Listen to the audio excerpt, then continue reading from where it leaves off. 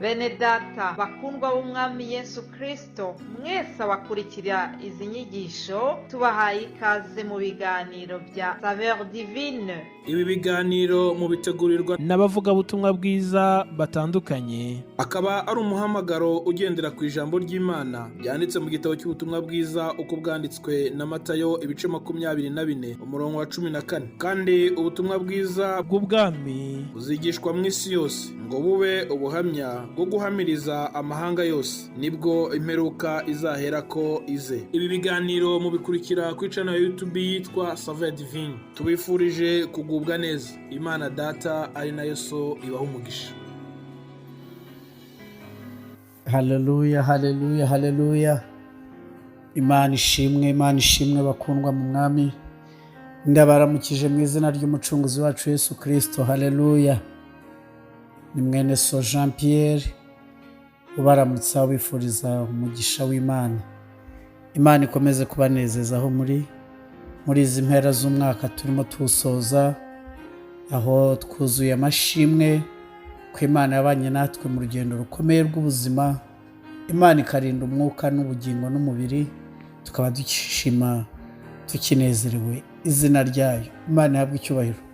Ndashimira rero ababanje muri iki cyumweru kutuganiza ijambo ry'Imana, bakoze kuwa mbere no kuwa kabiri. Nanjye ngo ndaje dufatanye gukomeza dushima Imana, aho dufite intego y'ijambo ikomeye cyane iri muri Zaburi 118. Zaburi y'118 hari ijambo ryiza cyane rinejeje imitima yacu nk'uko mwakomeje kurisomerwa. Riravuga neza ngo nimushime Uwiteka. Haleluya. Zaburi 118, nimushimire Uwiteka yuko ari mwiza, kuko imbabazi ze zihoraho iteka ryose. Amen. Nimushimire Uwiteka yuko ari mwiza, kuko imbabazi ze zihoraho iteka ryose. Amen. Ni byiza kumushima, ni na byiza kandi ko tumuririmbira.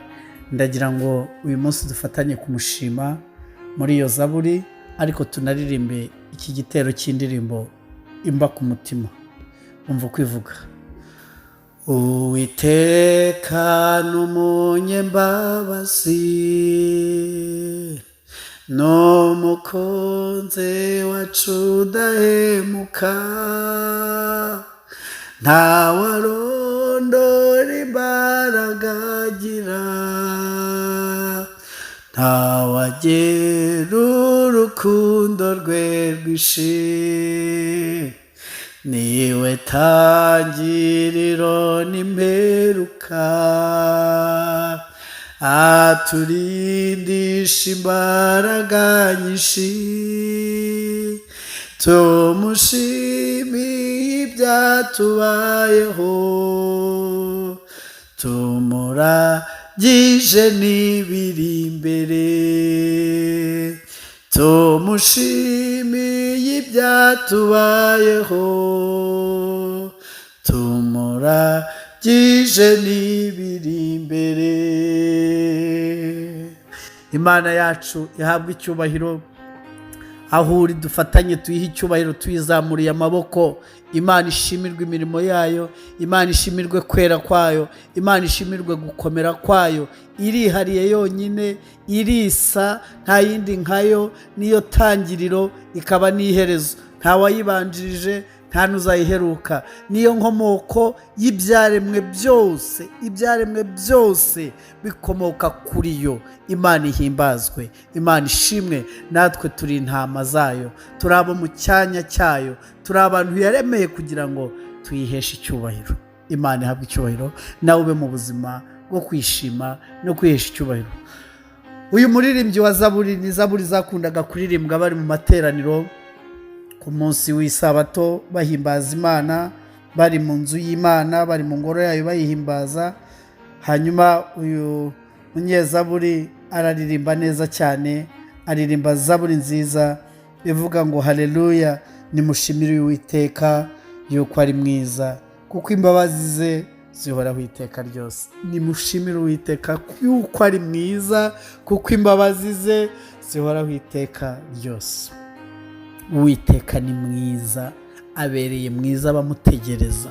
cyekora abatamutegereza n'abatamwizera ntibamuzi, ariko ku bamwizeye, ku bamumenye, niba mwarasogongeye mukamenya ko agira neza, ngaho nimwegere, muhimbaze, mumushimire ubwiza bwe, mumushimire imbabazi ze, mumushimire ko ari we waduhaye amahoro y'umutima tutagiraga, tumushimire ko ari we womoye imvune z'umutima, tumushimire ko ari we watubabariye ibyo twakiraniwe, tumushimire ko ari we wazigamye ubuzima bwacu, tumushimire kuko ari we uduhetse ku mugongo kandi kugeza imvi zibaye uruyenzi. Abandi bose baraducutsa ku mezi makeya, ku myaka mikeya, ariko we yiyemeje kuturera kandi akaduheka kugeza imvi zibaye uruyenzi. Uwiteka ni mwiza. Icya kabiri, imbabazi ze zihoraho iteka ryose. Nasomye muri Yobu, soma muri Yobu ibice 4, ndatangara cyane. Mu bice 4 umurongo wa 18 haravuga ngo dore ntabwo yiringira abagaragu bayo, n'abamarayika bayo ibabonamo amafuti. Kanswe bo baba mu mazu yubakishijwe urwondo, urufatiro rwayo rukaba rushinzwe mu mukungugu. Bibiliya iravuze ngo dore ntabwo yiringira abagaragu bayo, n'abamarayika bayo ibabonamo amafuti. Umva, igitumye turiho, igitumye uyu munsi tugihari, Imana ihimbazwe. Nk'uko hano mu gitabo cy'amaganya ya Yeremiya habivuga, ibice ni 3 amaganya ya Yeremiya. Turasoma kuri ibi bice 3 twumva ijambo ry'Imana icyo ritubwira. Hejuru y'imbabazi z'Uwiteka umva uko havuga. Havuze ngo iki?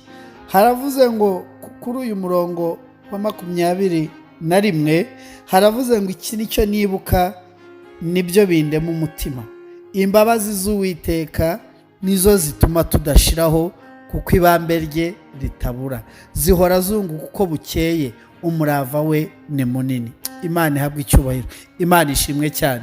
Umurongo wa 31 hakavuga ngo kuko Uwiteka atazagera ubwo areka umuntu iteka, naho yababaza umuntu ariko azamugirira ibambe, nk'uko imbabazi ze nyinshi zingana, kuko atanezezwa no kubabaza abantu cyangwa kubatera agahinda. Imana ihabwe icyubahiro. Izo ni imbabazi z'Uwiteka, izo ni imbabazi zayo tumushimira, turamushimira imbabazi ze.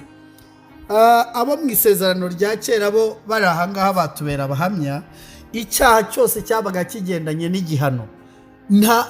Ntabwo byari byoroshye, kuko ibyaha byose byabaga biriho ibihano ako kanya.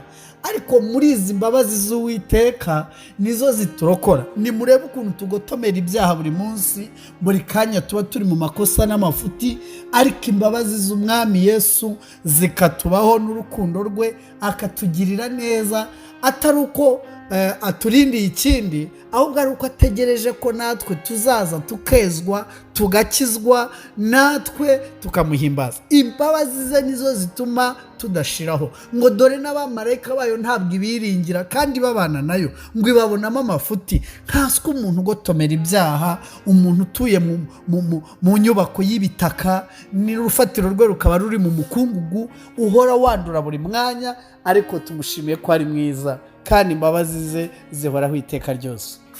Yarakoze kuturinda, yarakoze kukurindira umuryango. Ibuka benshi bagiye, abagabo benshi n'abagore, abasore n'abakobwa, ariko wowe umutambira ishimwe. Bibiliya iravuga ngo untambira ishimwe, nanjye nzamwereka agakiza k'Imana. Imana ibahe umugisha. Dukomeze gushimira Uwiteka yuko ari mwiza. Soza umwaka tumuririmbira zaburi n'ibihimbano by'umwuka, yakira amashimwe yacu nk'umubabwe uhumura neza. Imana ibahe umugisha mu izina rya Yesu Kristo. Amen, amen.